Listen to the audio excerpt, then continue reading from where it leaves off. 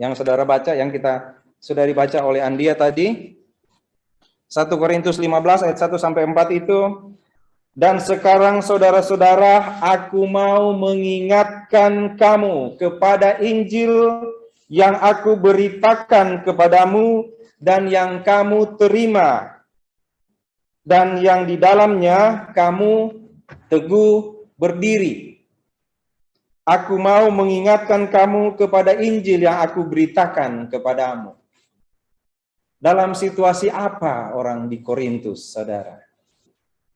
Di Korintus itu saya sudah katakan pada tanggal 1, kalau tidak salah, saya khotbahkan juga 1 Korintus 15 ayat 3 dan 4, 1 Korintus 15.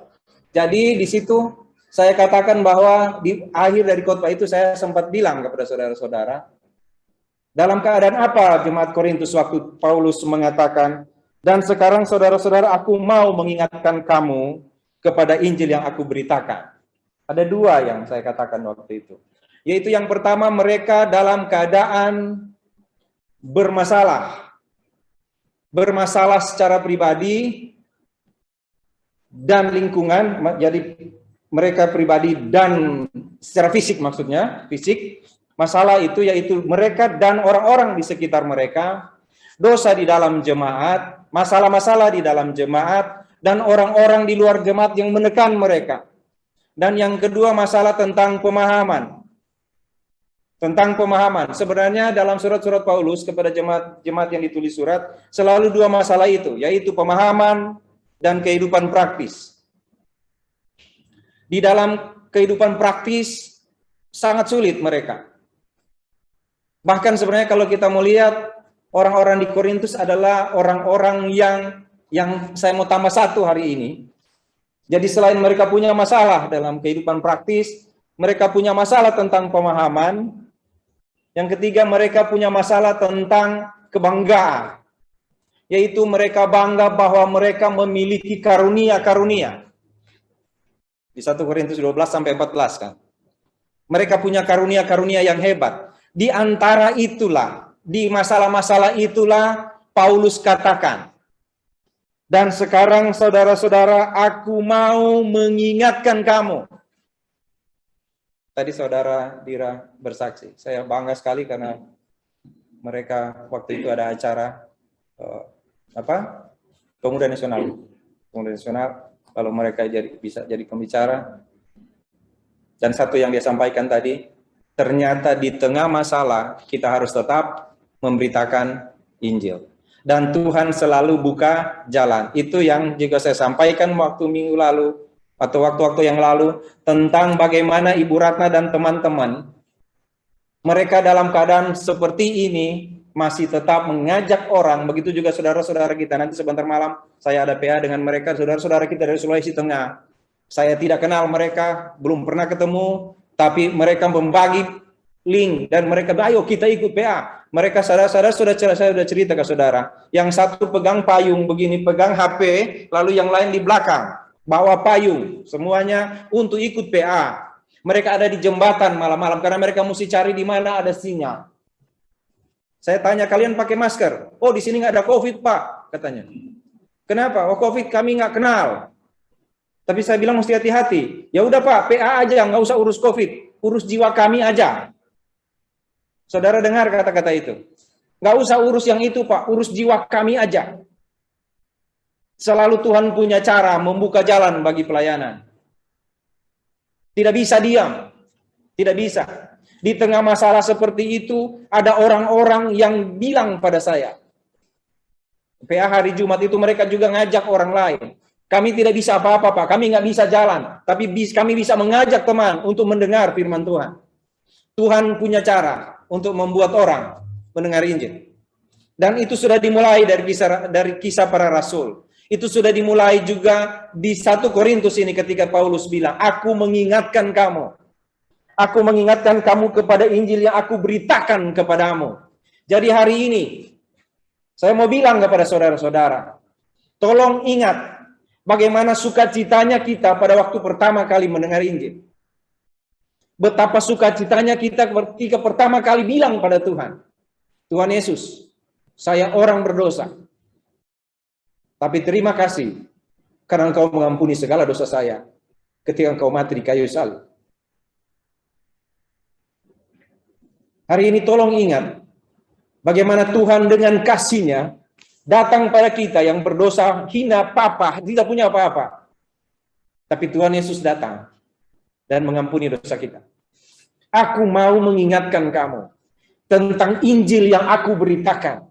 Saudara tahu bagaimana sukacitanya jemaat waktu itu, tetapi begitu banyak tantangan di kitab Korintus. Ketika Paulus datang pada jemaat di Korintus, saudara boleh lihat di Kisah Rasul 4-18. Bagaimana tekanan-tekanan itu datang padanya. Bahkan dia terpaksa harus mengatakan, saya kebaskan debu dari badan saya. Saya tidak peduli kepada kamu yang tidak mau percaya pada firman Tuhan yang saya katakan. Saya akan pergi kepada bangsa-bangsa lain. Saya akan pergi ke tempat lain kalau kalian menolak ini.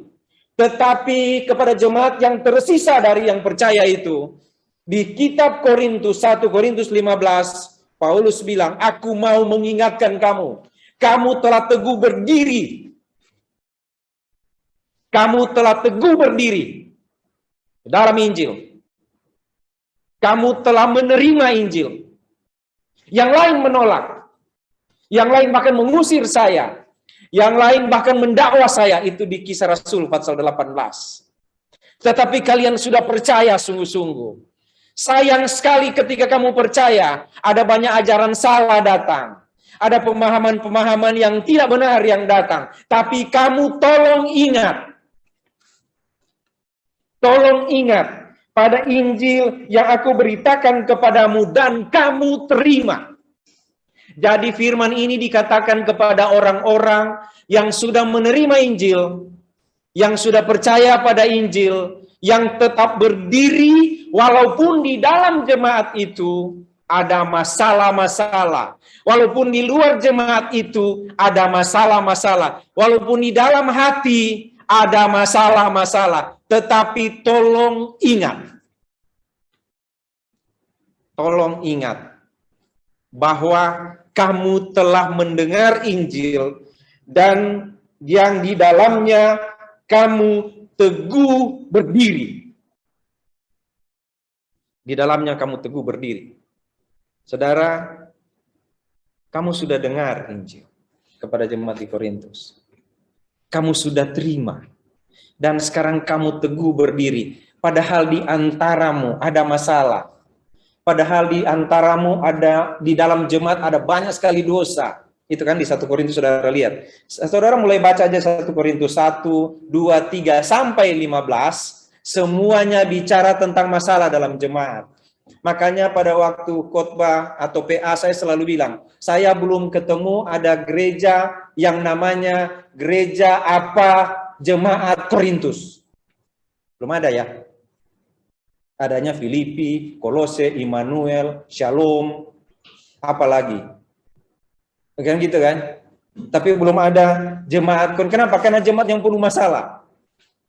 Mungkin kita boleh mengatakan ini. Kita, kalau saudara mengerti nanti firman ini, mungkin kita boleh GAA Korintus, jemaat BSD.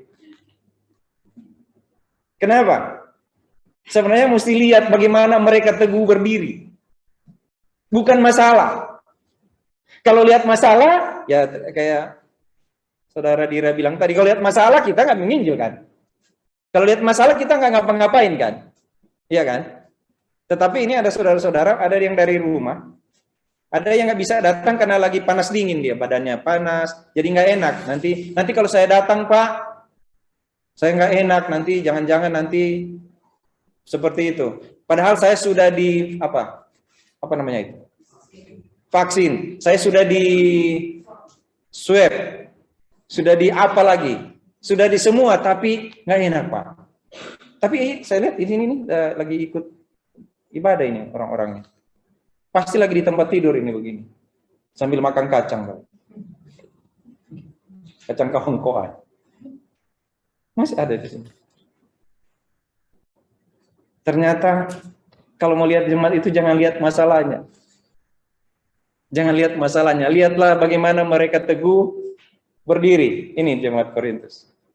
Di bagian-bagian akhir dari kitab Korintus dia bilang gitu.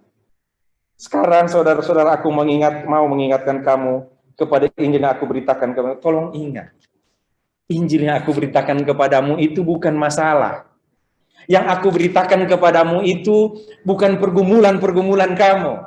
Yang aku beritakan kepadamu bukan hal-hal yang membuat kamu sedih, bukan. Yang aku beritakan kepadamu bukan hal-hal yang membuat kamu menderita hidupmu, tidak. Yang aku beritakan kepadamu adalah penderitaan Tuhan Yesus, kesusahan Tuhan Yesus, kasih Tuhan Yesus, bukan kamu. Yang aku beritakan padamu bukan engkau susah, tapi Yesus susah. Yang aku beritakan kepadamu bukan bertobat dari dosamu, tapi Yesus mengampuni dosamu. Yang aku beritakan kepadamu bukan banyaknya dosamu, tapi begitu besar kasih Tuhan kepadamu. Yang aku beritakan kepadamu bukan bagaimana engkau tidak dapat ke surga, tapi Yesus sudah buka pintu ke surga. Yang aku beritakan kepadamu bukan engkau akan kesulitan dalam hidupmu, tetapi Yesus sudah mengalahkan kesulitan. Yang aku beritakan kepadamu bukan betapa sakitnya engkau, tapi yang aku beritakan kepadamu adalah oleh bilur-bilurnya engkau sembuh. Yang aku beritakan kepadamu Yesus yang mati di kayu salib. Yang aku beritakan kepadamu Yesus yang disakiti. Yang aku beritakan kepadamu bukan bagaimana engkau harus menjalani hidup, tapi bagaimana Yesus sudah memberi hidup kepadamu. Ingat itu, hai engkau yang berdiri teguh.